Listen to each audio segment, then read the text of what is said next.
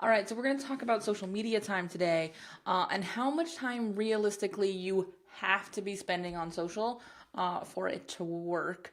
And I'm going to give you a little insight into how much time I spend on social, which, by the way, is more than you need to because my client work is also on social. So you may not have that.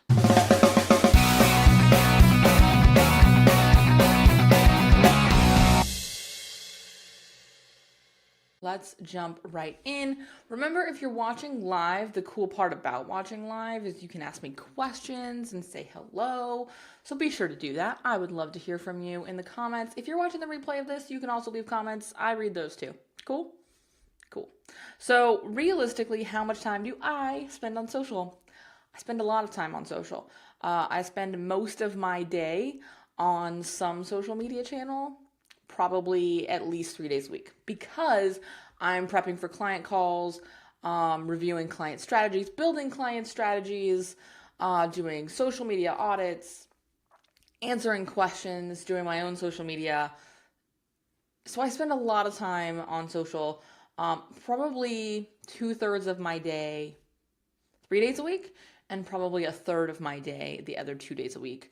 And then I'm on social from time to time on my phone on the weekends, but not in any sort of structured way.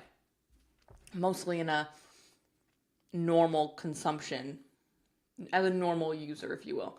And so that's kind of a picture of how much time I spend. Now, what am I doing in that time? That's really what's valuable.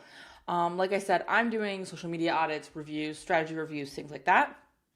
But when I'm working on my own social, let's section that out. I spend personally all by myself about an hour and a half a week curating and posting content on Facebook. The reason it takes me that long is because I like to actually read the things I share with you guys.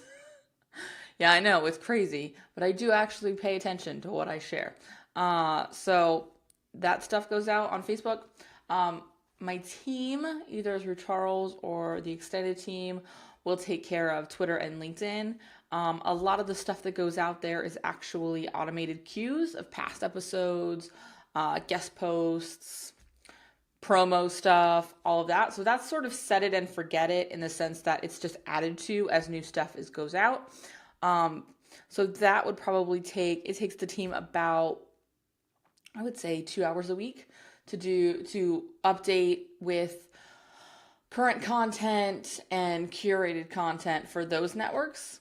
And then I spend half an hour to an hour every day networking somewhere on social. So responding to messages, responding to comments, engaging with people as far as building a new following.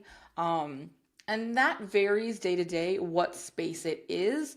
This year, I've spent a lot of time so far building the Instagram community up, growing that.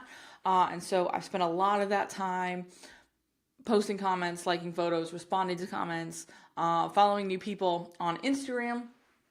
Sometimes that can be happening on Twitter. Maybe it's a Twitter chat that day. Maybe it's hanging out in Facebook groups. Maybe it's hanging out in LinkedIn groups, whatever it is for that day. So that's about an hour a day, 5 days a week. So what are we at? We're at about 13 and a half hours per week to run our social. That can sound like a lot, but notice I'm not the only one doing it. Some of that time is not time I'm spending, and that time is hashed out over the 5 days. I'm also on more networks than I generally recommend you be on. Realistically, for you as a client who is not somebody who runs social for people, you don't necessarily need to spend that time. Take a step back and look at really specifically who you want to connect with and where they hang out, and use that rule of two. So 2 primary, 2 secondary. Those 2 primary networks, they're going to get the priority of your time. They're probably going to get that daily networking time. It doesn't have to be an hour. It doesn't have to be an hour all at once. It doesn't have to be an hour every day. Find out what works for your schedule. And that's also where you're going to schedule content to. You're going to curate content for that space. My suggestion for curated content is think about how much time you are already spending consuming content. There's your social media time right there. So I don't actually read a ton of content outside of curated content time. If I'm hanging out on my phone and I'm looking at something and I read an article and I decide I want to share it, I set up to share it right then. Or I'll add it to, I'll save it to do, if I literally can't do it right then, I'll save it to do later. But I always, if I'm in a consumption place, I'm also in a social media place. Because if I'm consuming content, I'm curating content. That's all there is to it. That allows me to double up on that time that I'm learning, to also be serving my community, to also be seeing a difference in the kind of quality of content that's going out. Maybe I'm checking out a brand new source and it gets added to Feedly. So even if that article is not something I want to share, it's not a fit for you guys, it still is going to serve my larger goals because now I have another source that I can be sharing content from. Make sense? So if you have time to read and consume content, if you have time to scroll through Facebook on your phone, or you're just like mindlessly like da da da da da da, if you're doing that, you have time to curate content and be more active on social media. You have time to comment. You have time to engage. So I would look at where you're already spending social media time that's just not actually serving your goals. Because oftentimes that's kind of the rub. That's the space where people are getting frustrated, is they're spending all this time on social and they're just not seeing a result. So get really clear about why you're spending time in these spaces. Set a timer. Say, I'm going to spend 15 minutes in Facebook groups networking. Set a timer and go to the Facebook groups and network. That's how you keep these hours under control. That's how you keep this time. Set a timer and say, okay, I'm going to do 45 minutes of content curation. And that's how you do that. I'm going to outsource this scheduling to my team. How does that look? Do they send me what they want to post and I approve it? Do I give them an idea of what I want to happen each day and then they run with it? Figure out what that looks like for you. We have some clients who we still approve content, as in it all gets written up in Excel documents. They see it, they approve it. We have other clients who we've had for so long that they're like, just post the stuff. I don't care. I don't want to know. That takes a really long time to get to that place. These are clients I've had for years. So pay attention to what your preference is and work with the team you trust. But that will go a long way to cutting out those hours that you need to be investing in social media directly so that you can spend that hour and a half a week networking, connecting, engaging, responding, having good quality conversations, because that's where the difference is made. All right. So that's an honest look of how much time I spend on social. A couple tips so that you're managing your social time more effectively. If you have questions, leave them below. Otherwise, I prefer to keep this short and sweet, so I'm going to leave you with that. I'll be back, of course, next week.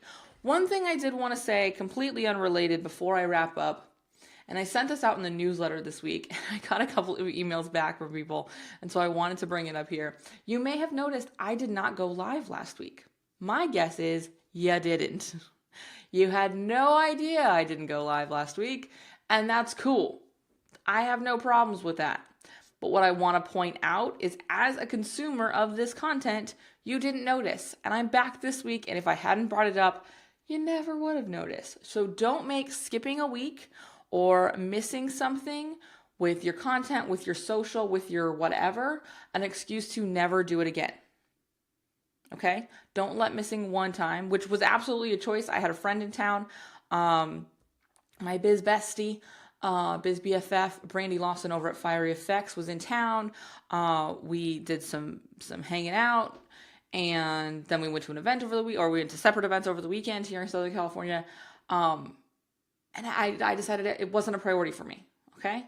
If that's happened to you, be it creating live content, creating your website content, posting in your Facebook group, posting on your Facebook page, whatever the thing is that you haven't done, don't let it keep you from ever doing it again. All right? Back on the horse, do it, go to, all right? Just wanted to point that out because I think it's a good life lesson. And sometimes we try to hide and say, oh, yeah, no, I've been here the whole time. Or just never do it again because we're afraid that everyone's going to be like, where have you been? Where have you been? Most of you didn't notice. Probably all of you. And I'm cool with that. I'm totally okay with that. I will see you guys next week though. All right? Go take action. I'll see you soon.